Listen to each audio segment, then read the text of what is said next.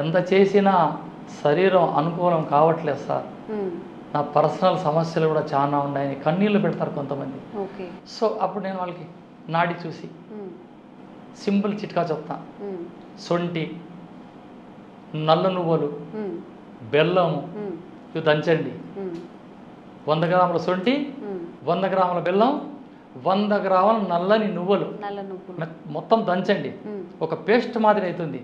దాంట్లోకి కాస్త నెయ్యి కలపండి, మళ్ళా దంచండి, ఒక కంటైనర్లో భద్రపరచండి.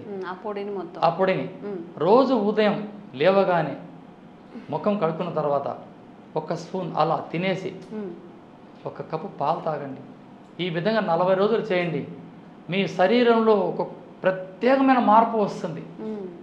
ఎందుకంటే ప్రాచీనంగా ఆలోచన చేస్తే శ్రీకృష్ణ రాయల వారు ఉదయం లేవగానే నల్ల నువ్వులు సేవించేవారు, బెల్లం తినేవారు, నల్ల నూనె తాగి ఆయన వ్యాయామం చేస్తే మళ్ళీ ఆ నూనె బయటకు వచ్చేది.